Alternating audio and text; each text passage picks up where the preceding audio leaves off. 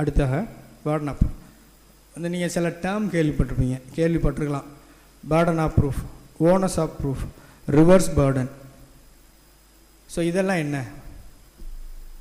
Burden of ப்ரூஃப்னா என்ன, onus of ப்ரூஃப்னா என்ன? Burden of ப்ரூஃப்ன்றது 101 start பண்ணுது. ஒரு சிம்பிள் அண்டர்ஸ்டாண்டிங். இப்போது நான் ஒரு வழக்கை நீதிமன்றத்துக்கு எடுத்துகிட்டு வரேன்னா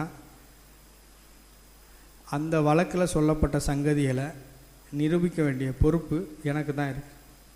அதான் பேர்டன் ஆஃப் ப்ரூஃப். யார் ஃபேவராக ஒரு ஜட்ஜ்மெண்ட், அதாவது இப்போ என் ஃபேவரில் ஒரு ஜட்ஜ்மெண்ட் கொடுக்கணுன்றக்காக தான் நான் வழக்கு போடுவேன். அப்போ எனக்கு சார்பாக தீர்ப்பு வாங்கணும்னு நான் நினச்சி ஒரு வழக்கை தாக்கல் செய்தேன்னா அந்த வழக்கை நிரூபிக்கும் வேண்டிய பொறுப்பு எனக்கு தான் உண்டு. அதுதான் சிம்பிளாக burden of proof. Onus of ப்ரூஃப்னா ஒரு ஃபேக்டை நான் சொல்கிறேன், அது யார் வேணாலும் சொல்லலாம், பார்ட்டிஸ், போத் பார்ட்டிஸ். நான் ஒரு ஃபேக்டை நான் சொல்கிறேன்னா அந்த பர்டிகுலர் ஃபேக்டை நிரூபிக்கக்கூடிய பொறுப்பு யார் அந்த ஃபேக்டை குறித்து சொல்கிறாங்களோ அவங்களோட பொறுப்பு. இது onus of proof. Burden of proof remains at ஒரே இடத்துல இருக்கும். இந்த ஓனஸ் ஆஃப் ப்ரூஃப் வந்து ஷிஃப்ட்ஸ் லைக் அ பெண்டுலம் அப்படின்னு சொல்லுவாங்க. ஸோ இதுதான் வந்து இப்போ அந்த ஓனஸ் ஆஃப் ப்ரூஃபுக்கு என்ன ஒரு எக்ஸாம்பிளாக இந்த 105, அதில் ஸ்பெஷல் எக்ஸெப்ஷன், ஜென்ரல் எக்ஸெப்ஷன் அப்படின்னு சொல்லக்கூடிய கான்செப்ட்ஸ் எல்லாம் இருக்குல்ல, அதையெல்லாம் வந்து நம்ம ஓனஸ் ஆஃப் ப்ரூஃபுக்கு சொல்லலாம். இப்போ ப்ளீ ஆஃப் இன்சானிட்டி எடுக்கிறாங்க ஒரு கிரிமினல் ட்ரையலில். ப்ளீ ஆஃப் இன்சானிட்டி எடுத்தால் 105 செக்ஷன் 105 இந்தியன் எவிடன்ஸ் ஆக்ட் படி அந்த ப்ளீயை எஸ்டாப்ளிஷ் பண்ண வேண்டிய பொறுப்பு அந்த ப்ளீயை எடுக்கக்கூடிய அக்யூஸ்டுக்கு தான். ஸோ இது வந்து onus upon the accused. Burden வந்து prosecution has to prove the case beyond reasonable doubt. இது வந்து பேர்டன். அது இந்த பேர்டன் வந்து remains at the same place, அங்கேயே இருக்கும். ப்ராசிக்யூஷன் இருக்கும், பிளைண்டிவ்னா இருக்கும், பெட்டிஷனர் இருக்கும். அதர் ப்ரொசீடிங்ஸில் அந்த ரேங்க் என்னவோ அது அவர் யார் அந்த one who brought the suit or proceeding trial அவங்கள்ட்டே இருக்கிறது பேர்டன் ஆஃப் ப்ரூஃப். அந்த பர்டிகுலர் ஃபேக்டை நம்ம ப்ளீ எடுக்கிறோன்னா அதை ப்ரூவ் பண்ணுறது onus of proof. So simple இந்த சிம்பிள் அண்டர்ஸ்டாண்டிங்கில் நீங்கள் அந்த ப்ரொவிஷனை ஃபர்தராக படிக்கலாம். அப்புறம் ரிவர்ஸ் பேர்டன் ஒன்று இருக்குது. இது அடுத்த கான்செப்ட். ரிவர்ஸ் பேர்டனா இது ப்ரிசம்ப்ஷன் ஆஃப் இன்னசென்ஸோட கனெக்ட் ஆன ஒரு கான்செப்ட். ப்ரிசம்ப்ஷன் ஆஃப் இன்னசென்ஸ் என்னது? ஓகே, ப்ரிசம்ப்ஷன் ஆஃப் இன்னசென்ஸ் அது ஒரு ப்ரிசம்ப்ஷன். ரிவர்ஸ் பேர்டன் வந்துட்டேன். ரிவர்ஸ் பேர்டனில் ப்ரிசம்ப்ஷன் ஆஃப் இன்னசென்ஸ் பார்த்துட்ருக்கோம். ப்ரிசம்ப்ஷன் ஆஃப் இன்னசென்ஸ்னால் உங்களுக்கு தெரியும் தானே, அது என்ன? சும்மா சொல்லுங்கள். Innocent until proven guilty. இது ப்ரிசம்ப்ஷன் ஆஃப் இன்னசென்ஸ். இந்த ப்ரிசம்ப்ஷன் ஏதாவது ஒரு சட்டத்தின் பகுதியாக பார்த்துருக்கீங்களா? ஸோ இது ஒரு காமன் லா பிரின்சிபல். இதுக்கு ஒரு கேஸ் சொல்லுவாங்க, Woolmington versus Director of Public Prosecution அப்படின்னு ஒரு வழக்கு சொல்லுவாங்க. கோல்டன் த்ரெட் அப்படின்னு அந்த வழக்குக்கு இன்னொரு பேரும் சொல்லுவாங்க. இது ஒருவேளை உங்களுக்கு ஏதாவது அப்ஜெக்டிவ் டைப்பில் கேட்கலாம், ரொம்ப டிஸ்கிரிப்டிவ் பண்ணி ஊல்மிங்டன் கேஸோட ஃபேக்ட்ஸ் எல்லாம் கேட்குறதுக்கான வாய்ப்பு இல்லை. ஒருவேளை ஊல்மிங்டன் கேஸ்னால் என்னென்னா தெரிஞ்சுக்கோங்க. ஊல்மிங்டன் இது ஒரு காமன் லா பிரின்சிபல். அதாவது இந்த ப்ரிசம்ப்ஷன் ஆஃப் இன்னசென்ஸ் ஒரு காமன் லா பிரின்சிபல் தான். நம்ம அக்யூஸ்டோரியல் கிரிமினல் சிஸ்டத்தில் இந்த ப்ரிசம்ப்ஷன் ஆஃப் இன்னசென்ஸ் தான் பயன்படுத்திட்டு வரோம். இந்த ரிவர்ஸ் பேர்டன் அப்படின்றது இந்த ப்ரிசம்ப்ஷன் ஆஃப் இன்னசென்ஸுக்கான ஒரு 1935 AC 462 பேஜ் நம்பர். நான் உங்களுக்கு அதெல்லாம் தேவையில்லை. ஊல்மிங்டன் கேஸு 1935 லெவலில் போட்டுக்கிட்டீங்கன்னா போதும். ஸோ அங்கே தான் அந்த ப்ரிசம்ப்ஷன் ஆஃப் இன்னசென்ஸ் என்ற இதை சொல்கிறாங்க. ஸோ நம்ம இந்தியன் ஜட்ஜ்மெண்ட்ஸும் இருக்குது. இது ஆரிஜின் அந்த இன்னசென்ஸ் ப்ரிசம்ப்ஷன் ஆஃப் இன்னசென்ஸுக்கு. ரிவர்ஸ் பேர்டன் இதோட ஆன்டிதீசிஸ்ன்னு சொல்லலாம்னு நினைக்கிறேன். ப்ரிசம்ப்ஷன் ஆஃப் இன்னசென்ஸுக்கு தமிழ் வேர்டு தெரியுமா சார்? நிரபராதி. மெய்ப்பிக்கும் படுமுறை அவர் நிரபராதி இல்லை. அதுதான் ரிவர்ஸ் பேர்டன். எப்படின்னா இன்னசென்ஸ் அன்டில் ப்ரூவன் கில்ட்டி. இது கில்ட்டி அன்லெஸ் ப்ரூவன் இன்னசென்ட். இது வந்து ஸ்பெஷல் ஆக்ட்ஸ் எல்லாம் இருக்குல்ல. இப்போ போக்சோவில் கல்பபிள் மென்டல் ஸ்டேட்டுன்னு ஒரு செக்ஷன் இருக்குது, ஐ திங்க் 2930. அதே போல் என்ஐ ஆக்டில் ரிவர்ஸ் பர்டன் 139 இருக்குது. ஸோ இதெல்லாம் வந்து எடுத்தோன்னா அக்யூஸ்ட் மேலே அந்த பர்டனை வைப்பாங்க. ஸோ இனிஷியலாக ப்ராசிக்யூஷனில் இனிஷியல் பர்டன் ஒன்று இருக்கும், அதை டிஸ்சார்ஜ் சில பேசிக்கான ப்ரிமா ஃபேசி ஃபேக்ட்ஸ் இருக்கும், அதை எஸ்டாப்ளிஷ் பண்ணிட்டாங்கன்னாக்கா அக்யூஸ்டுக்கு அந்த பர்டன் ஷிஃப்ட் ஆயிரும். ஸோ அவர் தான் வந்து நான் இன்னசென்ட்டுன்னு ப்ரூவ் பண்ணணும், அவர் அதை அந்த ப்ரிசம்ஷனை ரிபட் பண்ணணும். ஸோ இதை வந்து ரிவர்ஸ் பர்டன் அப்படின்னு இந்த கான்செப்டை சொல்லுவாங்க. ஸோ இதோட இந்த ரிவர்ஸ் பர்டன் இப்போதைக்கு இதை தெரிஞ்சுக்கோங்க. இந்த ரிவர்ஸ் பர்டனில் டிகிரி ஆஃப் சிவியாரிட்டி கூட இருக்குது. சில இதில் அப்சல்யூட்டாக இருக்கும். இனிஷியல் பர்டனை கூட எஸ்டாப்ளிஷ் பண்ணிட்டா ரொம்ப அதை ஷிஃப்ட் பண்ணுறது வந்து ரிவர்ஸ் பர்டன் இருக்குது. பார்த்தீங்களா, நான் இப்போ சொன்னது அண்டர்ஸ்டாண்ட் ஆகிடுச்சுல. இதை ரிபட் பண்ணுறதுக்கு ஒன்று இருக்குது. இப்போ அக்யூஸ்ட் வந்து நான் இன்னசென்ட்டுன்னு எஸ்டாப்ளிஷ் பண்ணணும்ல, அப்போ 2 ஸ்டாண்டர்டு நம்ம சொன்னேன். நான் ஏற்கனவே பியாண்ட் ரீசனபிள் டவுட் மட்டும் சொன்னேன். அடுத்து இந்த ப்ரீபாண்டரன்ஸ் ஆஃப் ப்ராபபிலிட்டி அப்படி ஒரு வார்த்தை இருக்குது, அதையும் கேள்விப்பட்டிருப்பீங்க. இப்போ இந்த preponderance of probability related with civil லாவா கிரிமினல் லாவா? எப்படி? ரெண்டுக்குமே தான் வரும்.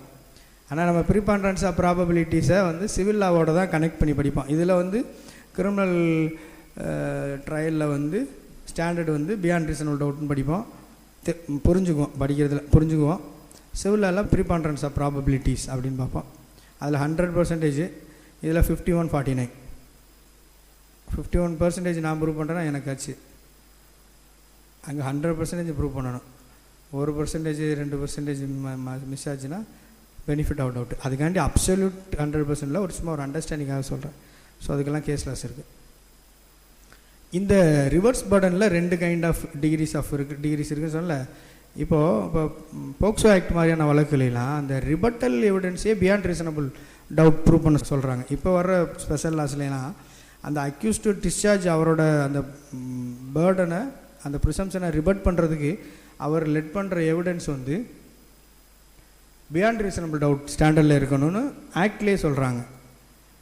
ஆனால் இப்போ 138 மாதிரியான கேசஸில் நீங்கள் அந்த பேர்டனை அந்த ப்ரிசம்ஷனை நீங்கள் ரிபட் பண்ணுறதுக்கு ப்ரீபாண்டரன்ஸ் ஆஃப் ப்ராபபிலிட்டி போதும். ஸோ இதெல்லாம் இந்த பேர்டன் ஆஃப் ப்ரூஃபில் இருக்கக்கூடிய அலைடு கான்செப்ட்ஸ். ஸோ இப்போ உங்களுக்கு மேக்ஸிமம் எல்லாம் பேசிக்கான கான்செப்ட்ஸு சொல்லிட்டேன்.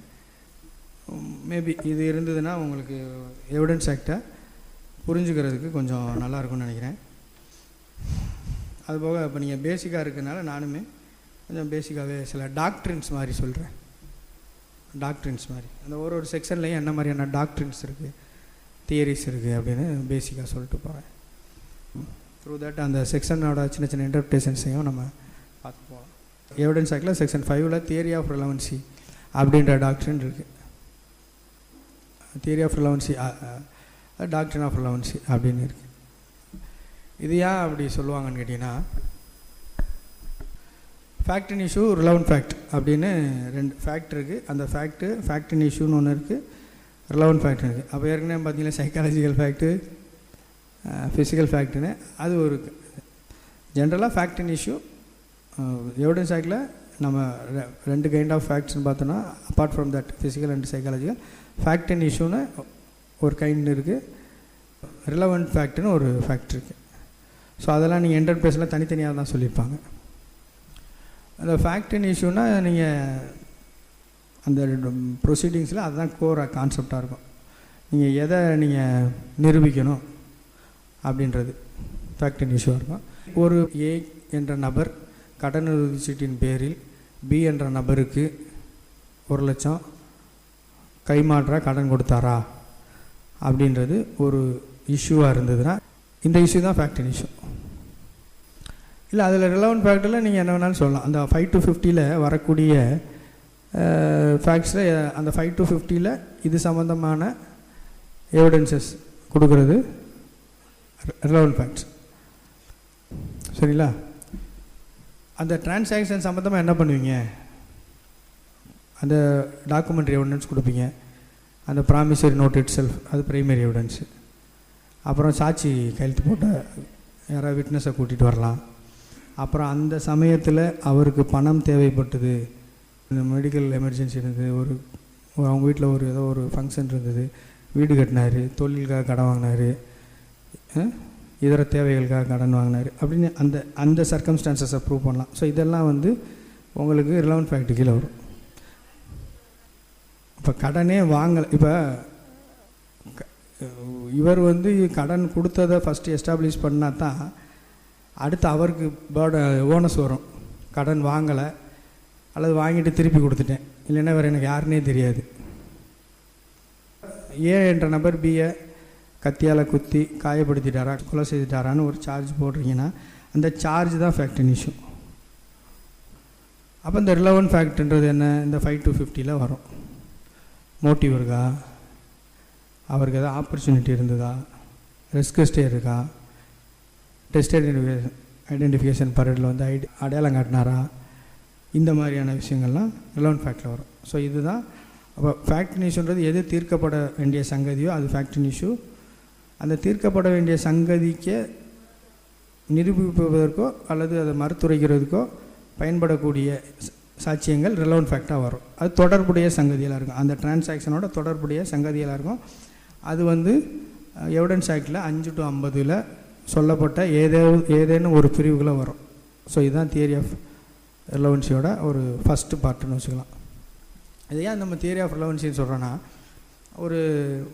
நீங்கள் அந்த செக்ஷன் 5 லாஸ்ட் ஒரு வார்த்தை இருக்கும், அண்ட் ஆஃப் நோ அதர்ஸ்ன்னு இருக்கும்.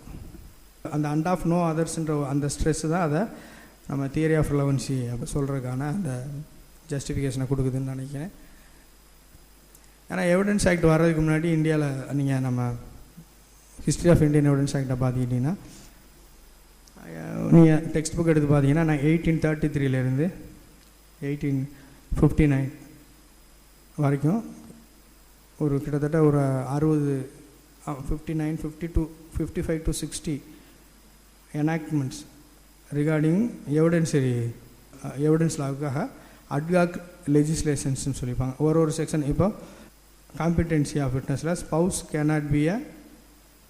ஸ்பவுஸுக்கு காம்பிடென்சி கிடையாது. அப்போ ஹஸ்பண்ட் இருக்காங்கன்னா ஒய்ஃப் அதில் சாட்சியாக வர முடியாது. ஆனால் இப்போ கொடுத்துருக்காங்க. இப்போ நீங்கள் ஒரு ப்ரொவிஷன் பார்த்தீங்கன்னா ஐ திங்க் 120 120 அதில் பார்த்தீங்கன்னா ஒரு ப்ரொவிஷனே கொடுத்துருப்பாங்க ஹஸ்பண்டோட. ஸோ இதெல்லாம் சும்மா வரல, இதெல்லாம் ஒரு செப்பரேட் லாவாகவே இந்த ப்ரொவிஷனை கொடுத்துருப்பாங்க. நீங்கள் ஹிஸ்ட்ரி ஆஃப் எவிடன்ஸ் ஆக்ட் படிச்சிங்கன்னா இந்த ஒரு செக்ஷனை ஒரு ஆக்டாக போட்டிருப்பாங்க. ஏன்னா ஏர்லியராக காமன் லாவில் husband and wife considered to be a single person. Party cannot be a witness in his own proceeding அப்படின்றது பிரின்சிபல். அப்புறம் பார்ட்டி அவரோட ப்ரொசீடிங்கில் அவரே சாட்சி சொல்லலாம் அப்படின்ற ஒரு டெவலப்மெண்ட் வந்தது. அப்புறம் அதுக்கப்புறம் 50-100 வருஷம் கழிச்சு ஹஸ்பண்ட் அண்ட் ஒய்ஃபு அந்த ப்ரொசீடிங்கில் விட்னஸ் கொடுக்கலாம் அப்படின்ற அடுத்த டெவலப்மெண்ட் வந்து அதுக்கப்புறம் தான் எவிடன்ஸ் ஆக்டில் அது பிளேஸ் ஆனிச்சு. ஸோ இந்த மாதிரி நம்ம இந்தியன் எவிடன்ஸ் ஆக்டில் அந்த after the arrival of East India Company இந்த மாதிரி ப்ராக்ரஸ் இருக்கும். நீங்கள் அந்த எவிடன்ஸ் ஆக்ட் எனக்கு ஏதாவது ஃப்ரீ டைம் இருக்கல உங்கள் டெக்ஸ்ட் புக்கில் கொடுத்துருந்தாங்கன்னா படித்து பார்த்துக்கோங்க. ஸோ இந்த மாதிரி இருந்தது. அப்புறம் ஜேம்ஸ் ஸ்டீஃபன் வரும்போது கோடிஃபை பண்ணுறாரு, கன்சாலிடேட் பண்ணி கோடிஃபை பண்ணுறாரு. அப்போ அந்த சமயத்தில் ஒரு பேரலாக இன்னொரு கான்செப்ட் இருக்குது. எப்படின்னு கேட்டிங்கன்னா,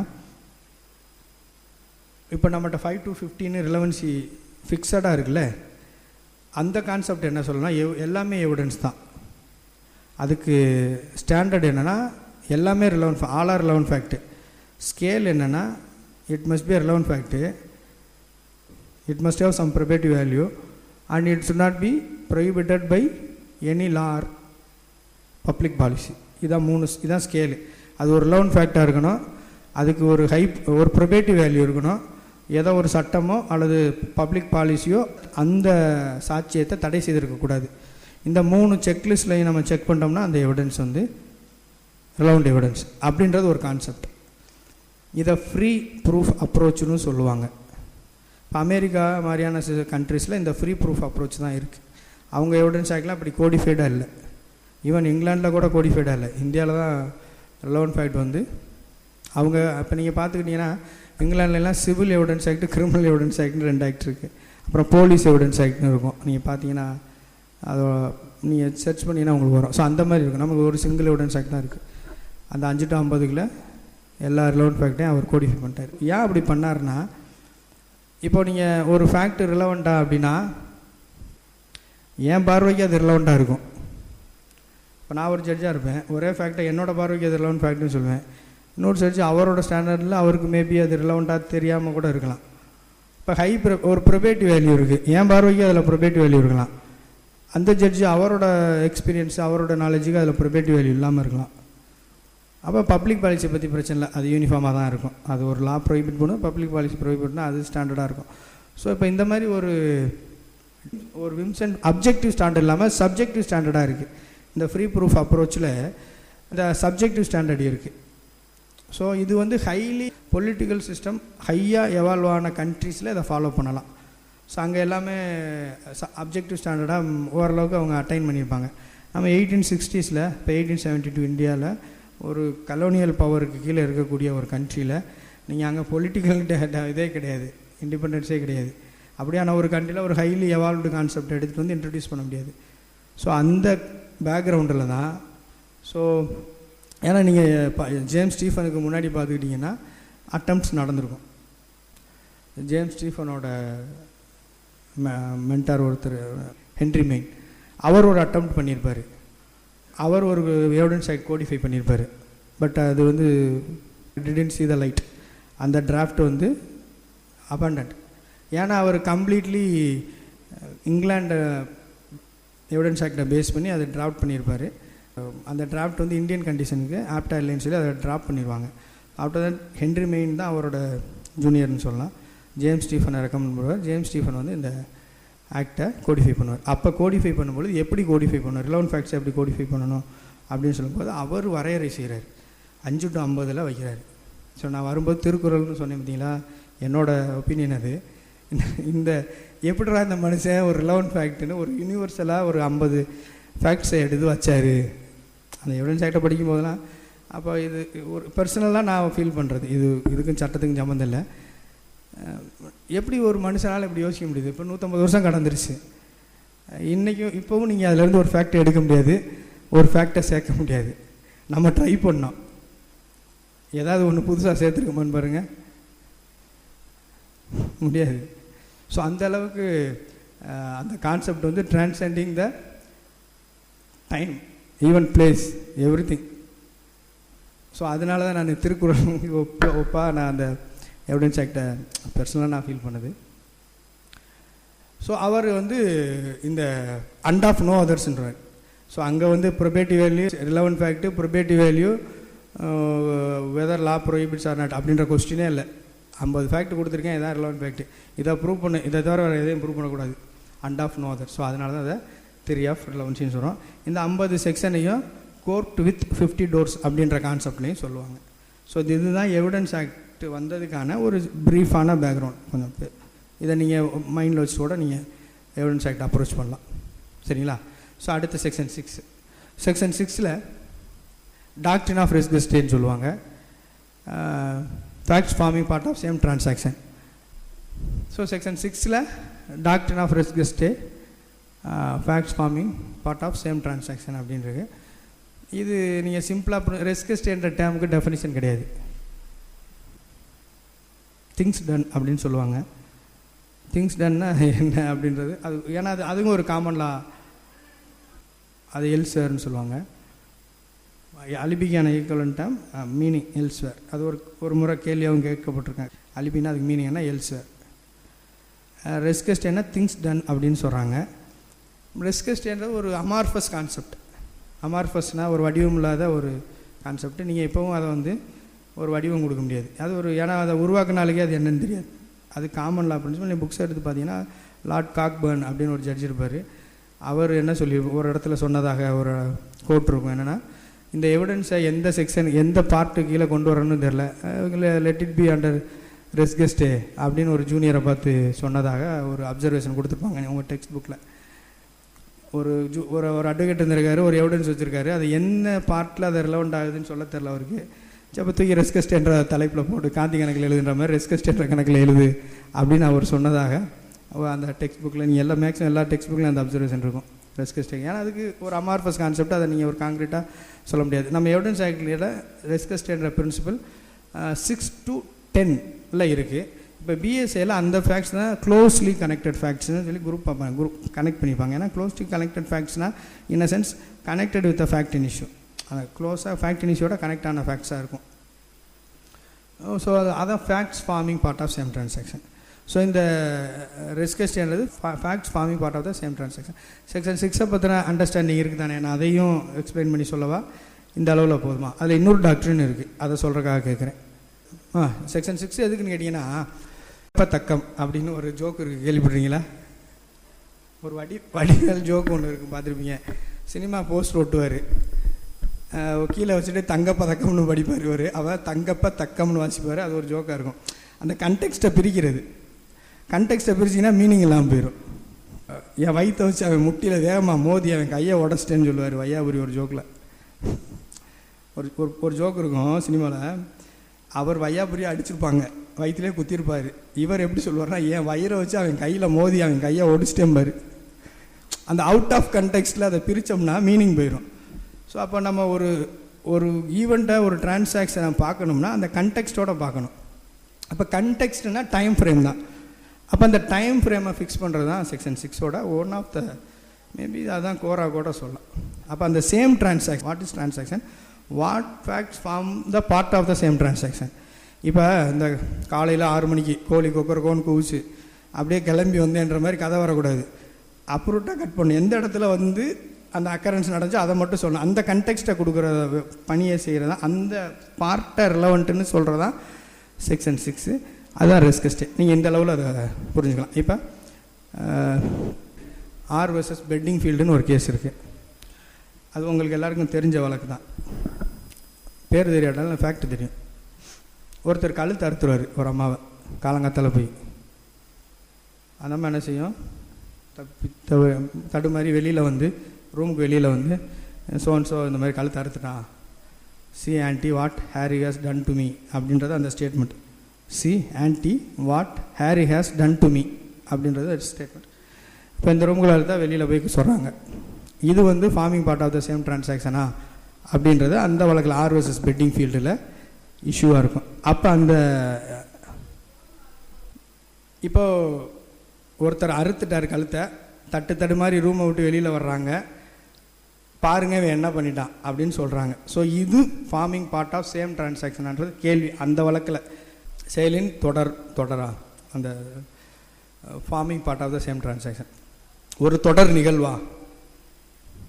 பட் அது லேட்டரான வந்து அது ரிவர்ஸ் ஆகும். ரொம்ப 100 வருஷம் கழித்து அந்த ஊரில் ரிவர்ஸ் ஆகும். நான் உங்களுக்கு அந்த கான்செப்ட் புரிகிறதுக்காக சொல்கிறேன். அப்போ இதில் என்ன சொல்லிடுவாங்கன்னா, கழுத்தை அறுக்கும் பொழுது ஐயோ அறுக்காதேன்னு கத்திருந்தா அது forming part of same transaction. இந்த அம்மா கழுத்து அறுத்ததுக்கப்புறம் வெளியில் வந்து தானே சொல்கிறாங்க.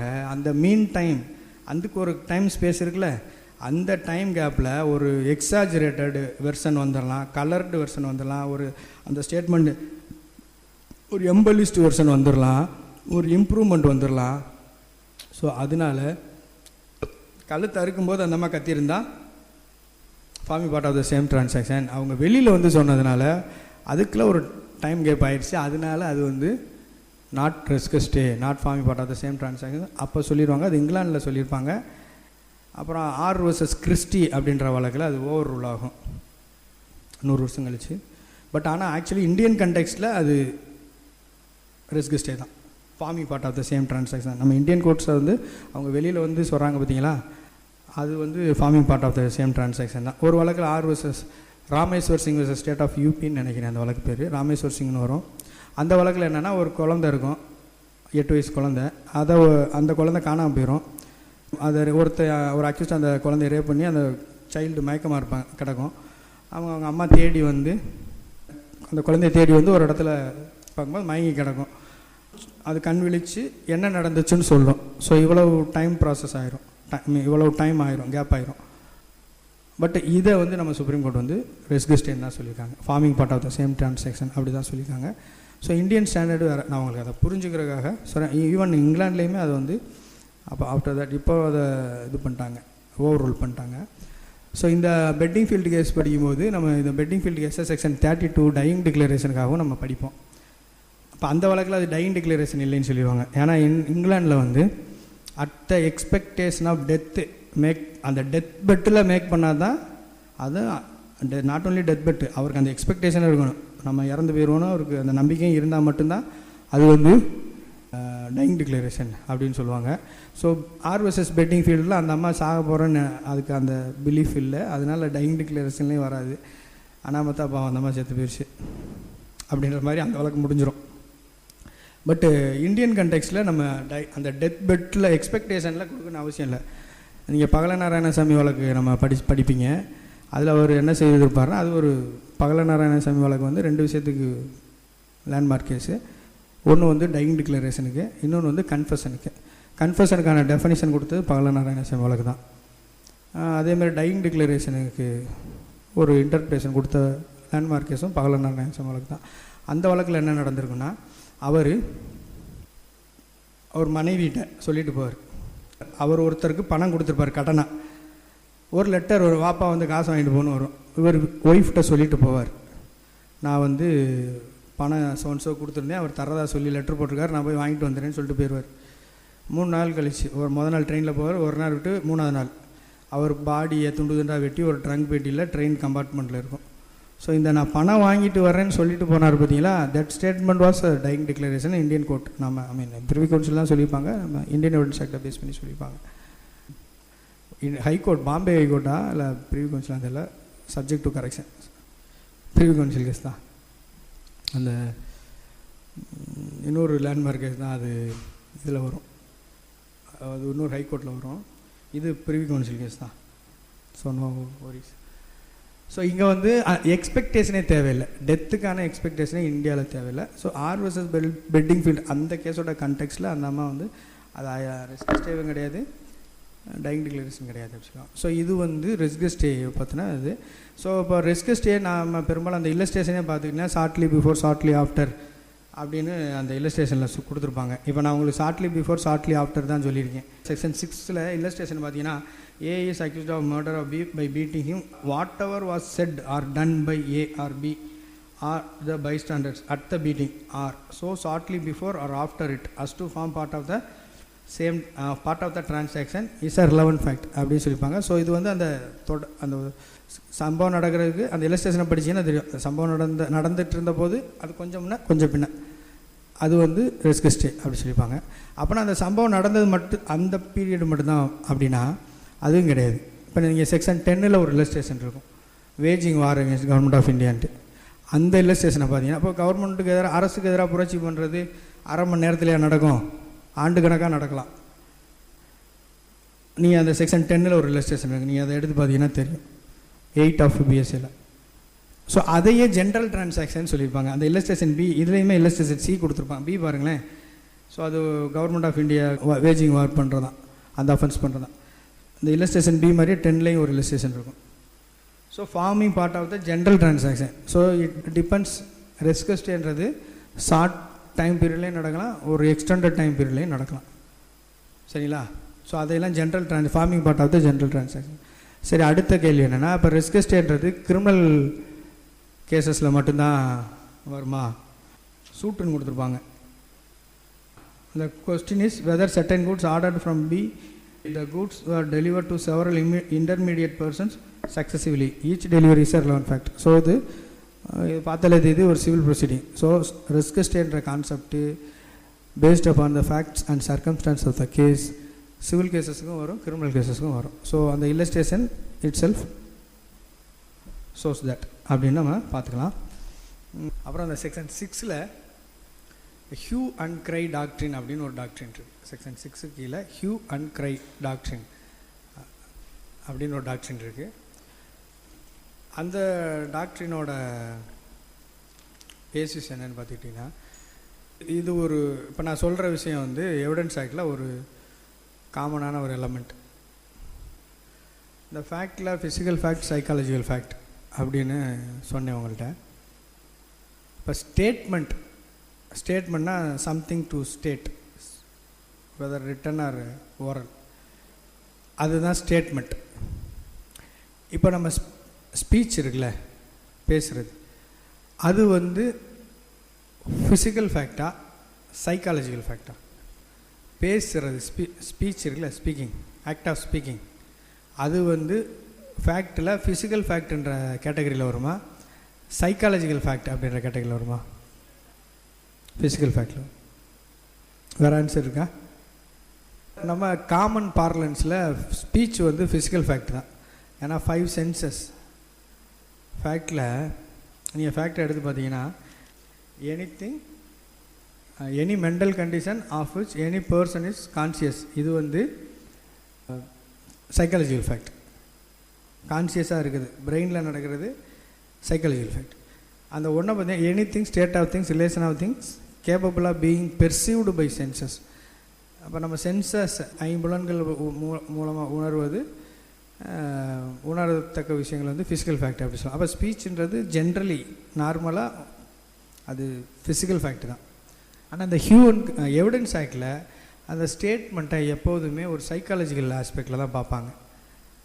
இப்போ ஸ்டேட்மெண்ட்டில் நான் அந்த உங்களுக்கு cardinal principles of evidence act first எடுத்தோன்னு சொன்னல, அதில் hearsay evidence must not be admitted அப்படி. அப்போ அந்த ஹியர்சே எவிடன்ஸ்ன்ற ஸ்டேட்மெண்ட்டு தான். ஸ்டேட்மெண்ட்டுன்னு வரும் பொழுது நீங்கள் சொல்லி என் காதில் விழுந்து நான் போய் சொல்லிட்டாலே அது ஹியர்சேவாக மாறிடும். ஸோ அந்த முதல் ரூலே வந்து ஹியர்சே எவிடன்ஸை அலோவ் பண்ணக்கூடாது அப்படின்றதான். இந்த செக்ஷன் 6ல் இந்த hue and cry doctor, section 6 exception to hearsay rule தான். எக்ஸப்ஷன் டு ஹியர்சே ரூல் தான். இந்த ஹியூ அண்ட் கிரே டாக்டர்னா என்னென்னா ஒரு எக்ஸைட்டட் அட்டரன்ஸ் ஸ்டேட்மெண்ட்டுன்னு சொல்லுவாங்க. ஹியூ அண்ட் கிரே டாக்டருக்கு இன்னொரு பேர் எக்ஸைட்டட் அட்டரன்ஸ். அட்டரன்ஸ்னால் ஸ்பீக்கிங், உணர்ச்சி வேகத்தில் பேசக்கூடியது, ஒரு உணர்வு மிகுதியில். ஸோ அந்த ஹியூ அண்ட் கிரை வந்து part of res gestae, forming part of the same டிரான்சாக்ஷனில் இருக்கும். அப்போ அந்த ஹியூ அண்ட் கிரையில் ஸ்பான்டேனிட்டி இருக்கும் அண்டு கான்டெம்ப்ரரினஸ் இருக்கும். ஸ்பான்டேனிட்டி, கான்டெம்ப்ரரினஸ், இது ரெண்டும் அந்த ஹியூ அண்ட் கிரையில் இருக்கணும். ஸ்பான்டேனிட்டினா என்னது? ஸ்பான்டேனியஸாக எந்த புறத்தூண்டுதலும் இல்லாமல் தன்னை போலவே வர்றது ஸ்பான்டேனிட்டி. கான்டெம்ப்ரரினஸ்ன்றது அந்த ஈவெண்ட் நடந்துக்கிட்டு இருக்கும்போது வர்றது. இப்போ நீங்கள் ஒருத்தர் அடிச்சிட்டாரு, என்னை அடித்தா ஐயோன்னு நாங்கள் சொல்லணும், கன்னத்தில் அரை விழுந்த நேரத்தில் நான் அம்மான்னு கத்தணும், ஆன்னு கத்தணும், வலிக்குதுன்னு ஏதாவது ஒன்று சொல்லணும். அப்போ அடி விழுகிற நேரத்தில் நான் கத்துறேன், அப்போ ஸ்பான்டேனியஸாக கத்துறேன். அந்த கான்டெம்பரரி அவர் என்னை அடிச்சுட்டு வீட்டு ஊருக்கு போயிட்டார் பஸ் சரி, அப்புறமா நான் வந்து இங்கேருந்து சவுண்டு கொடுத்தேன்னு வச்சுக்கோங்க, அது ஹியூ அண்ட் கிரை கிடையாது. ஸோ அப்போ இந்த டைம் கேப்பில் நான் என்ன வேணாலும் இம்ப்ரூவ் பண்ணிடலாம். ஸோ அந்த டைம் கேப் ஆகிட்டாலே ரெஸ்கஸ்டே வராது. ஸோ இந்த ஹியூ அண்ட் கிரை டாக்டரின்னு ஒரு டாக்டரின் செக்ஷன் 6ல் இருக்குது. அடுத்து நீங்கள் செக்ஷன் 7ல் ஒரு டாக்டரின் இருக்குது. செக்ஷன் 7 எதை பற்றி பேசுதுன்னா occasion, cause or effect, opportunity, அப்புறம் ஸ்டேட் ஆஃப் திங்ஸ், அதையும் பற்றியும். ஸோ இதில் இந்த ஆப்பர்ச்சுனிட்டின்னு ஒரு பார்ட் இருக்குது. நான் செக்ஷன்ஸை டீட்டெயிலாக நான் போகல, சும்மா உங்களுக்கு டாக்டரின்ஸ் அது சம்மந்தமாக தான் போகிறேன். டாக்டரின்ஸ்லாம் கேட்குறாங்க. இந்த ஆப்பர்ச்சுனிட்டி அப்படின்ற ஆஸ்பெக்டில் தான் எக்ஸ்க்ளூசிவ் ஆப்பர்ச்சுனிட்டி அப்படின்னு ஒரு ஆஸ்பெக்ட் இருக்குது. அதுக்கப்புறம் அதில் அதர் அஃபண்டர் தியரி அப்படின்னு ஒரு டாக்டரின் இருக்குது. அந்த எக்ஸ்க்ளூசிவ் ஆப்பர்ச்சுனிட்டியில் அதர் அஃபண்டர் தியரின்னு ஒரு opportunity, exclusive opportunity, other offender theory. அப்புறம் செக்ஷன் 7ல் பட் ஃபார் டாக்டரின் அப்படின்னு ஒரு டாக்டரின் இருக்குது. But for doctrine, cause and effect சம்மந்தமாக பட் ஃபார் டாக்டரின் அப்படின்னு ஒரு டாக்டரின் இருக்குது. ஸோ இந்த செக்ஷன் 7ல் இந்த நம்ம 2 ஆஸ்பெக்டை பார்க்கலாம். ஸோ ஃபஸ்ட்டு வந்து பட் ஃபார் டாக்டரின் பார்க்கலாம். இது வந்து காசேஷன், காஸ் அண்ட் எஃபெக்ட் சம்மந்தமானது. இப்போ ஒரு காசுனா தெரியும், செயல் அதன் விளைவு. ஒரு விளைவு வரணும்னா அதுக்கு ஒரு செயல் இருக்கணும். இப்போ காரண காரிய தொடர்பு, இந்த காரியம் இல்லைன்னா அந்த காரணம் இல்லை, அப்படி இந்த காரணம் இல்லைன்னா அந்த காரியம் இல்லை, இந்த காசு இல்லைன்னா அந்த எஃபெக்ட் இல்லை அப்படின்றது. ஸோ இதை சொல்கிறது தான் but for doctrine. But for the act of the defendant this act have not happened அப்படின்றது தான் பட் ஃபார் டாக்டரின். இதுக்கு ஒரு நான் இல்லஸ்ட்ரேஷன் கொடுக்குறோட இதுக்கு ஒரு கேஸ்லாம் இருக்குது. இந்த பட் ஃபார் டாக்டரினுக்குன்னா இந்த கேஸ்லாவில் இருந்தால் அந்த பட் ஃபார் டாக்டரின் எவால்வ் ஆனிச்சு. நீங்கள் டாட்ஸ், லா ஆஃப் டாட்டில் இதை படிச்சிருப்பீங்க. ஸ்காட் வெர்சஸ் செப்பர்டு அப்படின்னு ஒரு கேஸ் இருக்குது. Scott versus shepherd. இந்த வழக்கில் ஒருத்தர் என்ன பண்ணுவார்னா, ஒரு வெடியை கொளுத்தி ஜன நெருக்கடியான மார்க்கெட்டுகளை எரிஞ்சிருவார் ஒருத்தர் நபர். இந்த செப்பர்டுன்ற நபர், அவர் தான் டிஃபனண்ட். அவர் ஒரு வெடியை கொளுத்தி போட்டுருவார், பட்டாசு கொளுத்தி குரூப் போட்டுருவார். அந்த பட்டாசு ஒரு கடையில் போய் விழுகும். அந்த கடைக்காரரு அவர் கடையில் வெடிச்சிடக்கூடாதுன்னு அதை தூக்கி எறிவார், அது இன்னொரு கடையில் போய் விழுகும். அப்புறம் அதே மாதிரி அங்கே இருக்க ஒரு தூக்கி எறியும் பொழுது அது ஒருத்தர் அந்த ஸ்காட்டுன்ற ஒரு நபரோட கண்ணில் அது பட்டு வெடித்து அவர் கண் பார்வை போயிடும். ஸோ இதுதான் அந்த வழக்கோடது. அப்போ இங்கே கேள்வி என்னன்னு கேட்டிங்கன்னா, யாரோட செயல்னால் அந்த ஸ்காட்டுக்கு கண் பார்வை போச்சு? பட் அப்போ அந்த காஸ் அண்ட் எஃபெக்ட். இப்போ அந்த வெடியை கொளுத்தி போட்டார் பார்த்தீங்களா செப்பர்டு, அவர் காரணமாக கடைசியில் அந்த கண்ணில் தூக்கி போட்டார்ல அவர் காரணமாக, இப்போ அந்த கடைசியாக போட்டார்ல அவர் கடையில் தூக்கி போட்டார்ல ஒருத்தர், அவர் காரணமாக. இப்போ இதில் எது ப்ராக்சிமேட் காஸ்? ப்ராக்சிமேட் காஸ் தான் லாவில் ப்ராக்சிமேட் காஸ் இருக்கா? ரொம்ப டிஸ்டன்ட் காசாக இருக்கக்கூடாது, ப்ராக்சிமேட்டாக இருக்கணும். இப்போ காஸ் அப்படின்னு இந்த நம்ம செக்ஷன் 7ல் பார்த்தீங்கன்னா, இப்போ செப்பர்டுக்கு இன்டென்ஷன் கிடையாதுல்ல, அவர் ஸ்காட்டோட கண்ணில் போய் அந்த வெடிக்கின்ற இன்டென்ஷன் அவர் இல்லை. பட் ஆனால் அவர் அந்த வெடியை கொளுத்தி போடலைன்னா அது சப்சிக்வெண்ட்டாக ட்ராவல் ஆகி போயிருக்காது. அப்போ அந்த வழக்கில் என்ன சொன்னால், மற்றவங்களாம் எக்ஸப்ட் செப்பர்டு, மற்றவங்களாம் செல்ஃப் ப்ரிசர்வேஷனில் அந்த வெடியை தூக்கி போட்டாங்க. அது ஒரு இன்வாலண்டரி ஆக்ட், அவங்க செல்ஃப் ப்ரிசர்வேஷனில் தான் தூக்கி போட்டாங்க. ஆனால் அதை இன்டென்ஷனலாக அந்த ஒரு ஜன நெருக்கடியான இடத்துல அதை தூக்கி போட்டால் விபத்து ஏற்படும் தெரிஞ்சே போட்டவர் இந்த செப்பர்டு. ஸோ அவரோட ஆக்ஷன் தான் இதுக்கு காரணம் அப்படின்னு இந்த பட்ஃபார்ட் டாக்ட்ரினில் சொல்லியிருப்பாங்க. இது ஒரு டாட், நீங்கள் லா ஆஃப் டாட்டில் இந்த கேஸை நீங்கள் படிச்சிருக்க வாய்ப்பு இருக்குது, படிச்சிருப்பீங்க கண்டிப்பாக. ஸோ அடுத்த doctrine other offender theory, exclusive opportunity, section 7ல். இப்போ ஒரு க்ரைமை செய்கிறதுக்கான ஆப்பர்ச்சுனிட்டி, வாய்ப்பு, அது ஒரு ரிலவன்ட் ஃபேக்ட் செக்ஷன் 7 கீழே. இதில் ஒரு வழக்கு இருக்குது, சண்முகம் விசஸ் ஸ்டேட் ஆஃப் கேரளான்னு ஒரு வழக்கு இருக்குது. அந்த வழக்கில் என்னென்னா, ஒரு கணவன் மனைவி ஒரு அறையில் படுத்திருப்பாங்க, பெட்ரூமில் படுத்திருப்பாங்க. அது உள்பக்கமாக தாளிடப்பட்ட ரூமு. காலையில் அந்த மனைவி இறந்து கிடப்பாங்க, கணவன் இருப்பார். அந்த மாதிரி விஷம் சாப்பிட்டு கழுத்து நெருக்கியப்பட்டு இறந்து கிடப்பாங்க. ஸோ இப்போ இந்த கொலையை செய்வதற்கான வாய்ப்பு யாருக்கு இருக்குது? ப்ரிசம்ஷனில் உள்பக்கமாக தாளிடப்பட்ட அறை, 2 பேர் உள்ளே இருக்காங்க, வெளியிலேருந்து யாரும் உள்ளே போகலை. அப்போ ஆப்வியஸ்லி வேறு ஆள் அதை பண்ணியிருக்க வாய்ப்பே இல்லை, உள்பக்கமாக தாளிடப்பட்ட அறை. அப்போ கணவர் தான் அதை செய்திருப்பார். ஸோ இது opportunity to commit the crime. So இது ஆப்பர்ச்சுனிட்டி லெவலில். இப்போ இந்த ஆப்பர்ச்சுனிட்டியே ரிலவன்ட் ஃபேக்ட் அப்படின்ற பொழுது இதில் இன்னொரு விஷயம் என்ன சொல்லுவாங்கன்னா, எக்ஸ்க்ளூசிவ் ஆப்பர்ச்சுனிட்டின்னு சொல்லுவாங்க. அவரை தவிர வேறு யாருக்கும் அந்த வாய்ப்பு இல்லை. ஆப்பர்ச்சுனிட்டினா வாய்ப்பு இருக்குது அப்படின்னு சொன்னால் ஆப்பர்ச்சுனிட்டி, இவரை தவிர வேறு யாருக்கும் வாய்ப்பு இல்லைன்றது எக்ஸ்க்ளூசிவ் ஆப்பர்ச்சுனிட்டி. ஸோ அப்போ ஆப்பர்ச்சுனிட்டியில் எக்ஸ்க்ளூசிவ் ஆப்பர்ச்சுனிட்டி தான் நம்ம பார்க்கணும் அப்படி சொல்லுவாங்க.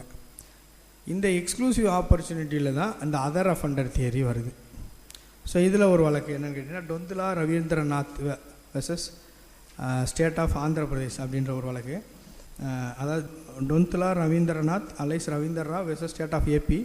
Citation AR 2014 supreme court 1060. AR 2014 supreme court 1060. இது ஒரு லேண்ட்மார்க் கேஸ் தான், நீங்கள் கூகுள் பண்ணாலே கனூனில் கிடைக்கும் இந்த ஜட்ஜ்மெண்ட்டு, வாய்ப்பு இருந்தால் பார்த்துக்கோங்க. இப்போ இந்த ஆப்பர்ச்சுனிட்டின்றது செக்ஷன் 7ல் வரும். ஆப்சன்ஸ் ஆஃப் ஆப்பர்ச்சுனிட்டி அல்லது நெகேஷன் ஆஃப் ஆப்பர்ச்சுனிட்டின்னு சொல்லுவாங்க, அது செக்ஷன் 11 கீழே வரும். ஸோ 7ல் ஆப்பர்ச்சுனிட்டி இருக்குது அப்படின்னா அது 7 கீழே ரிலவெண்ட் ஆகும். எனக்கு ஆப்பர்ச்சுனிட்டி இல்லைன்ற விஷயத்த, ஆப்சன்ஸ் ஆஃப் ஆப்பர்ச்சுனிட்டியை செக்ஷன் 11ல், அதுக்கு ஒரு உதாரணம் தான் அலிபி. இதோட ஆப்போசிட் கான்செப்ட். எனக்கு அதை செய்வதற்கான வாய்ப்பு இல்லை. ஸோ இந்த பின்புலத்தில் நம்ம எக்ஸ்க்ளூசிவ் ஆப்பர்ச்சுனிட்டின்னு பார்க்கும்போது அதர் அஃபண்டர் தியரியில் தான் அதர் அஃபண்டர். இப்போ இந்த வழக்கில் என்ன நடக்கும்னா, ஒரு அறை இருக்கும், கணவன் மனைவி இருப்பாங்க, மனைவி இறந்து போயிடுவாங்க. பட் ஆனால் அந்த ஹவுஸில், அந்த வீட்டில் மேலும் 4 அறை இருக்கும், ரூம்ஸ் இருக்கும். அங்கே வேறு ஆட்கள் தங்கியிருப்பாங்க. இவங்கிற சம்பவம் நடந்த ரூமுக்குள்ளே மற்றவர்கள் வந்து போகிறதுக்கான வாய்ப்பு இருக்கும். அப்போ ஹஸ்பண்ட் தான் பண்ணார், வேற ஒரு அக்யூஸ்ட் வந்து அதை பண்ணுறதுக்கான வாய்ப்பு இருக்குதுன்னு சொல்லிட்டு இந்த வழக்கில் அதர் அஃபண்டர் தியரின்னு சொல்லிப்பாங்க. இப்போ எனிவே மற்ற சர்க்கம்ஸ்டான்ஷியல் எவிடன்ஸ் பேஸ் பண்ணி அந்த இதில் அக்யூஸ்ட் கன்விக்ட் தான் ஆவார் இந்த வழக்கில். பட் இந்த வழக்கில் அந்த அதர் அஃபண்டர் தியரின்ற விஷயத்த சொல்லியிருப்பாங்க. சரிங்களா? Donthula Ravindranath alias Ravinder Rao versus state of AP. So இது வந்து செக்ஷன் 7 உள்ள டாக்ட்ரின்ஸு. அதுக்கப்புறம் 11 அலிபி உங்களுக்கு தெரியும். அந்த செக்ஷன் 8 ஒரு ஷார்ட்டாக உங்களுக்கு சொல்கிறது எப்படின்னா, நான் இன்டென்ஷன் நாலேஜ்ன்ற டேர்மை யூஸ் பண்ணேன். ஆனால் இன்டென்ஷன் நாலேஜ்ன்றது செக்ஷன் 8 பயன்படுத்தியிருக்க மாட்டாங்க. இன்டென்ஷன் நாலேஜ்லாம் ஒரு சைக்காலஜிக்கல் ஃபேக்ட் தான். பட் ஆனால் அதை பற்றி எவிடன்ஸ் ஆக்டில் பேசியிருக்க மாட்டாங்க. இந்த இன்டென்ஷன் நாலேஜை நீங்கள் எங்கே கிராஸ் பண்ணியிருக்கீங்க? எந்த லாவில்? கிரிமினல் பீனல் லாவில், ஐபிசியில் பார்த்துருப்பீங்க. வித் இன்டென்ஷன் ஆர் நாலேஜ் அப்படின்ற டேர்மை யூஸ் பண்ணுவாங்க. இப்போ 299 300 பார்த்தீங்கன்னா கல்பபிள் ஹோமிசைடு எப்போ ஹோமிசைடாக மர்டராக மாறும்னா ஐதர் அந்த ஆக்ட் வந்து இன்டென்ஷனாக இருக்கணும் அல்லது வித் நாலேஜோடு இருக்கணும். ஸோ இந்த இன்டென்ஷன் நாலேஜ்னால் பீனல் லாஸோட கனெக்ட் ஆனது. இங்கே மோட்டிவ் செக்ஷன் 8 மோட்டிவை பற்றி பேசியிருப்பாங்க. மோட்டிவ்ன்றது அல்டீரியர் இன்டென்ஷன் ஃபார்ம் ஆகிறதுக்கான ரீசன், அது அல்டீரியர் இன்டென்ஷன் அப்படின்னு சொல்லுவாங்க. மோட்டிவ்னா which prompts a person to form an intention. சரிங்களா? மோட்டிவுக்கும் இன்டென்ஷனுக்கும் டிஃப்ரென்ஸ் இருக்குது. இன்டென்ஷன் வெளியில் தெரியுதுன்னா மோட்டிவ் இன்சைடாக இருக்கும், அல்டீரியராக இருக்கும். ஒருத்தருக்கு இன்டென்ஷன் இருக்கா இல்லையா அப்படின்றத இப்போ இந்த ரூமை விட்டு வெளியில் போகிறோம். இப்போ நான் சார் வெளியில் போகும்போது அவர் என் மேலே மோதிறார், அது ஒரு ஆக்சிடெண்ட். அது இன்டென்ஷனல் ஆக்டாக ஒரு ஆக்சிடெண்ட்டான்னு எப்படி நம்ம டிட்டர்மின் பண்ணலாம்? இன்டென்ஷன், நாலேஜ், மோட்டிவ் 3 டேர்ம் இருக்குது. 3 டேர்முக்கு ஒரு டெஃபினிஷன் இருக்கும் இல்லையா? 3 வேறு ஆனால் பார்க்க ஒரே மாதிரி இருக்கும். அதை குவான்டிஃபை வேர்ட்ஸில் குவான்டிஃபை அதை கொஞ்சம் எக்ஸ்ப்ரெஸ் பண்ணணும் அப்படின்னு நினச்சோம்னா அதால் நம்மளால் பெர்ஃபெக்டாக பண்ண முடியாது. ஏன்னா அது ரொம்ப மைண்டுக்குள்ளே நடக்கிற ப்ராசஸ். அதனால தான் சொன்னேன், ஒரு இதுக்கு வந்து ரொம்ப சிம்பிளாக இதை புரிஞ்சுக்கிறதுக்கு ஒரு இல்லஸ்ட்ரேஷன் சொல்லுவாங்க. எப்படின்னு கேட்டிங்கன்னா, ஒரு குழந்தை பசியில் அழுகுது, பசியால் ஒரு குழந்தை அழுகுது, அதை ஒருத்தர் பார்க்குறாரு, அந்த பசியை போக்கணும்னு நினைக்கிறார். அப்போ பேக்கரியில் போய் ப்ரெட்டை திருடிட்டு வந்து அந்த குழந்தைகிட்ட கொடுக்குறார். ஸோ அப்போ இந்த ஃபேக்டில், இந்த ஸ்டோரியில் எது மோட்டிவ், எது இன்டென்ஷன்? அதான் motive which prompts a man to form an intention. அப்போ அல்டீரியர் இன்டென்ஷன். அப்போ இந்த இடத்துல அந்த குழந்தையோட பசியை தீர்க்கணும் அப்படின்னு நினைக்கிறது மோட்டிவ். ஸோ அப்போ அதுக்கு அந்த மோட்டிவ் எப்படி இதாவது எப்படி என்ன இன்டென்ஷன் அது மாறுதுன்னா திருடணும்னு மாறுது. அப்போ திருடிட்டு வந்து கொடுக்குறாரு. அப்போ அந்த திருட்டு செயலை செய்ய வைப்பதற்கான இன்டென்ஷன் உருவாகிற காரணமாக இருந்தது மோட்டிவ். ஸோ இதுதான் அந்த சீக்வன்ஸ். அப்போ இன்டென்ஷன் என்ன சொல்லுவாங்கன்னா, ஒரு foreknowledge, intention plus foreknowledge அப்படின்னு சொல்லுவாங்க. Foreknowledge of the consequence. ஸோ அதை தான் ஒரு சின்ன டெஃபனிஷனாக நீங்கள் எழுதி வச்சுக்கிறதுக்கு நான் இந்த வகையில் எழுதி வச்சுக்கோங்க. Intention is the foreknowledge of the act coupled with the desire of it. ஒரு ஆக்டை பற்றின விருப்பம், அதை செய்தால் என்ன விளைவு ஏற்படுன்ற ஆல்ரெடியான அந்த முன் அறிவு, விருப்பமும் முன் அறிவும் சேர்ந்தது இன்டென்ஷன். ரெண்டும் சேர்ந்தது இன்டென்ஷன் அப்படி சொல்கிறாங்க. அப்போ நான் ஏற்கனவே சொன்ன மாதிரி இன்டென்ஷன்றது பீனலில் சம்மந்தப்பட்டது, மோட்டிவ்ன்றது எவிடன்ஸ் ஆக்ட் சம்மந்தப்பட்டது. ஏன்னா ஒருத்தருக்கு குட் இன்டென்ஷனாக, அவரோட இன்டென்ஷன் வந்து பேட் இன்டென்ஷனாக, இல் இன்டென்ஷனாக, அது குட்வில்லில் செய்தாரா, பேட் இல்வில்லில் செய்தாரா அப்படின்றத எப்படி நம்ம டிட்டர்மின் பண்ணலாம்னா மோட்டிவை வச்சு டிட்டர்மின் பண்ணலாம். அப்போ நான் வெளியில் போகும்போது என்னை அவர் இடிக்கிறாருன்னா அது ஒரு ஆக்சிடென்டல் ஆக்டாக இன்டென்ஷனல் ஆக்டா அப்படின்றத அவருக்கும் எனக்கும் எதுனா மோட்டிவ் இருக்கா அப்படின்றத வச்சு டிசைட் பண்ணலாம். அப்போ அது ஒருத்தர் அலெஜ் பண்ணுறாரு, இல்லை அது ஒரு இன்டென்ஷனல் ஆக்ட் கிடையாது, ஆக்சிடென்டல் ஆக்ட்னா அப்போ ஏற்கனவே அவருக்கு எனக்கும் கொஞ்சம் நேரம் வாய் தகராறு ஆகிருக்கு அப்படின்னா ஆட்டோமேட்டிக்காக மோட்டிவ் வந்துடும். அப்போ அவர் என்னை வேணும்னே தான் இடிச்சிருக்காரு அப்படின்னு நம்ம டிசைட் பண்ணலாம். அப்போ இன்டென்ஷன் இருந்தது அப்படின்றதுக்கான எவிடன்ஸ் தான் மோட்டிவ். ஸோ செக்ஷன் 8 மோட்டிவ் இப்படி தான் ப்ளே ஆகும். அப்புறம் ப்ரிப்பரேஷன்றது ஒரு கிரைமை செய்வதற்கு தயாராகிறது. ஸோ அதெல்லாம் அந்த செக்ஷன் 8 இல்லஸ்ட்ரேஷன்ஸ் கொடுத்துருப்பாங்க, நீங்கள் பார்த்தீங்கன்னா தெரியும். எஸ்டபிள் மட்டும் சொல்லவா? எஸ்டபிள் ரொம்ப ஈஸி. இந்த கான்டாக்ட்ன்றது ப்ரீவியஸ் கான்டாக்ட், சப்சிக்வெண்ட் கான்டாக்ட் அப்படின்னு கொடுத்துருப்பாங்க. அந்த அக்கரன்ஸ் நடக்கிறது, அந்த ஆக்ட், அந்த ஈவெண்ட்டே ஒரு ஆக்ட் தான், கான்டாக்ட் தான். அது அட் த டைம் ஆஃப் அக்கரன்ஸும் கான்டாக்ட் தான். ப்ரீவியஸ் கான்டாக்ட்னு சொல்லுவாங்க, சப்சிக்வெண்ட் கான்டாக்ட்னு சொல்லுவாங்க. அந்த அக்கரன்ஸ் நடக்க ஷார்ட்லி பிஃபோர், அல்லது not only shortly before the occurrence contact.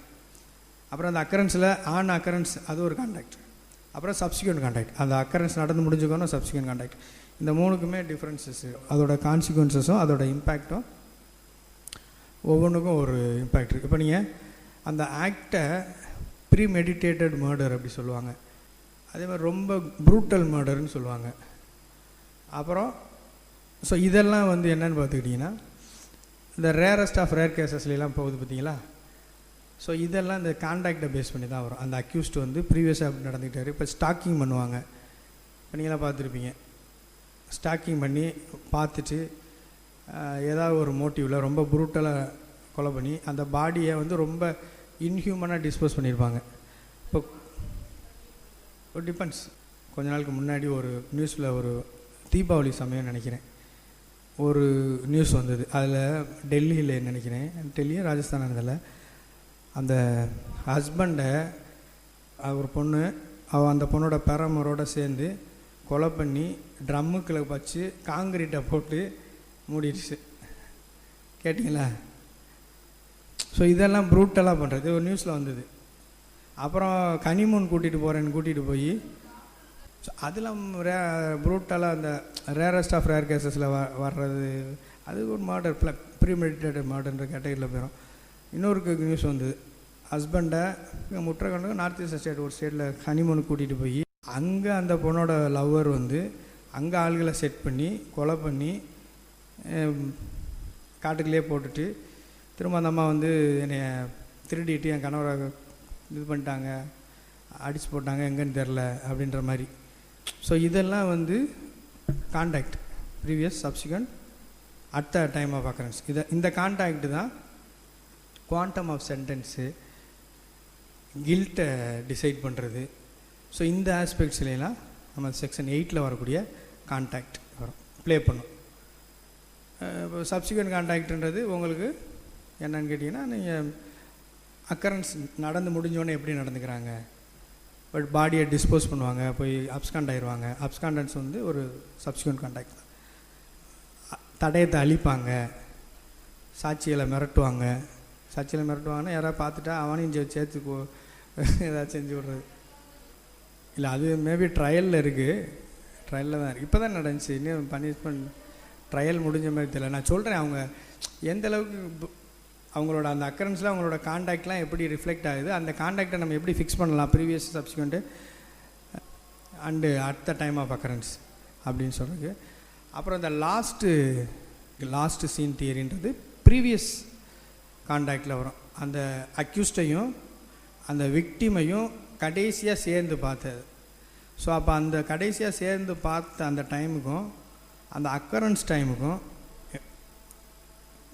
Time gap நிறையா இருக்கக்கூடாது. வேறு ஒரு தேர்ட் பர்சன் வந்து இந்த அதர் அஃபெண்டர் தியரி மாதிரி வேறு ஒருத்தர் வந்து அந்த டைம் ஃப்ரேமுக்குள்ளே இன்வால்வ் ஆகிற மாதிரி இருக்கக்கூடாது, ப்ராக்சிமேட்டாக இருக்கணும். செயின் வந்து சர்க்கம்ஸ்டான்சியல் எவிடன்ஸ் பேஸில். இப்போ ஒருத்தரை பார்க்குறாங்க, இது நீங்கள் ரெகுலராக பார்ப்பீங்க, சர்க்கம்ஸ்டான்சியல் எவிடன்ஸ் கேசஸில் தான் இது இருக்கும், டைரக்ட் விட்னஸ் இருக்கிற கேசஸில் இது வராது.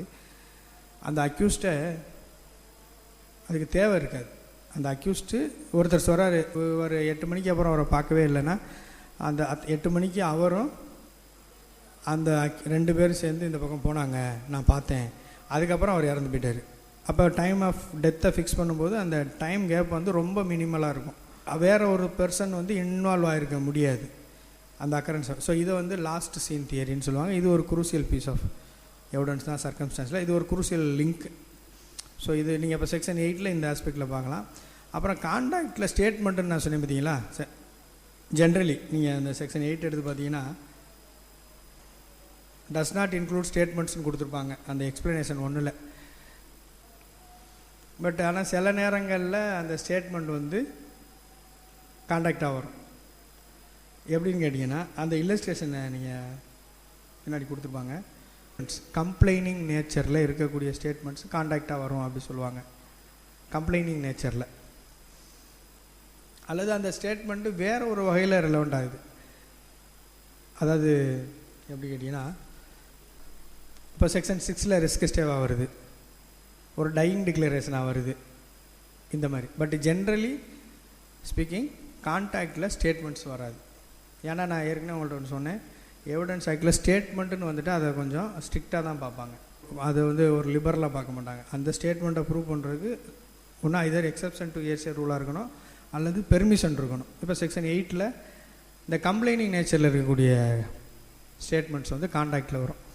இப்போது அப்போ கம்ப்ளைனிங் நேச்சர்னால் என்னன்னு கேட்டிங்கன்னா, எக்ஸுன்ற அவர் சும்மா ஒரு பர்சன், ஒரு ஆள் வச்சுக்கிறோம், ஒய்ன்ற நபர்கிட்ட சொல்கிறார், அவரோட ஃபாதர்னு வச்சுக்குவோம். இப்போ எக்ஸ் ஃபாதர்கிட்ட சொல்கிறார், என்னை ஏன்ற நபர் அடிச்சிட்டாரு அப்படி சொல்கிறார். இது ஒரு ஸ்டேட்மெண்ட். இந்த ஸ்டேட்மெண்ட் கம்ப்ளைனிங் நேச்சரில் உள்ள ஸ்டேட்மெண்ட்னு சொல்லலாமா? அப்பாட்ட பையன் சொல்கிறான், என்ன ஒரு பையன் அடிச்சிட்டான் ரோட்டில் விட்டுன்னு, இதை கம்ப்ளைனிங் நேச்சரில் உள்ள ஸ்டேட்மெண்ட்னு சொல்லலாமா? இது மியர் ஸ்டேட்மெண்ட், ஒரு ஃபேக்டை ஸ்டேட் பண்ணுறாரு. ஸோ இந்த மாதிரி ஸ்டேட்மெண்ட் செக்ஷன் 8 வராது. இப்போ கம்ப்ளைனிங் நேச்சர்னால் என்னென்னு கேட்டிங்கன்னா, உங்களுக்கு ஒரு ஸ்டேட்மெண்ட் இருக்கும், அங்கே அப்ளிகேஷன் ஒரு ப்ரேயர் இருக்கும், அந்த கம்ப்ளைண்ட்டில் ஒரு கோரிக்கை இருக்கும். அப்படி இருந்தால் தான் அது கம்ப்ளைண்ட். ஸோ அப்போ என்னை அடிச்சிட்டா நீங்கள் கேளுங்க, அது என்னென்னு கேளுங்கன்னு சொன்னால் அது கம்ப்ளைனிங் நேச்சர் உள்ள ஸ்டேட்மெண்ட். அந்த ஸ்டேட்மெண்ட் செக்ஷன் 8 கான்டாக்ட் ஆகும். ஸோ நீங்கள் செக்ஷன் 8 கொஞ்சம் பெரிய செக்ஷனை நான் ஒரு பேசிக்காக மேலோட்டமாக நீங்கள் அடுத்து நீங்கள் டெக்ஸ்ட் புக் எடுத்து படிக்கும்பொழுது உங்களுக்கு அது ஒரு அண்டர்ஸ்டாண்டிங்கை கொடுக்கணுன்ற வகையில் அதை சொல்கிறேன். அடுத்து ஓகே, அப்புறம் மோட்டிவில் அடிக்யூசி ஆஃப் மோட்டிவ். இப்போ good motive will not extend the crime. ஒரு நல்ல மோட்டிவில் நீங்கள் ஒரு க்ரைம் பண்ணாலும் அது உங்களை மன்னிக்காது. அந்த க்ரைம் செய்துட்டீங்க, ஆனால் உங்களுக்கு இந்த குழந்தைக்கு பசியை திக்கிறக்காக திருடுறதுனால அவர் தியாகின்னு சொல்ல முடியாது. அவர் அக்யூஸ்டு தான், அவர் கில்ட்டு ப்ரூவானா அவர் கான்விக்ட் தான். இது மாதிரி அடுத்து செக்ஷன் 11 நீங்கள் அலிபி நீங்களே படிச்சிருப்பீங்க. அலிபினா உங்களுக்கு தெரியும். செக்ஷன் 11 இருக்குது பார்த்தீங்களா, அந்த செக்ஷன் 11 இன்னொரு விஷயம் இருக்குது. அதை நம்ம பெரும்பாலும் அது யாரும் அதை நம்ம கவனத்தில் எடுத்துக்கிறது இல்லை. எவிடன்ஸ் ஆக்டில் 5 to 50 செக்ஷன் இருக்கு இல்லையா, 49 செக்ஷனை ரிமூவ் பண்ணிடலாம். செக்ஷன் 11 மட்டும் வச்சா அந்த 50 செக்ஷன் வேலையும் செய்யும். அது செக்ஷன் 11 ஒரு யூனிக் ஃபியூச்சர். இதுக்கு பெரிய டிஸ்கஷன் இருக்குது. நான் ஏற்கனவே உங்களுக்கு ஃப்ரீ ப்ரூஃப் அப்ரோச்னு ஒரு கான்செப்ட் சொன்னால, அந்த ஃப்ரீ ப்ரூஃப் அப்ரோச் இந்த செக்ஷன் 11 இருக்கும்.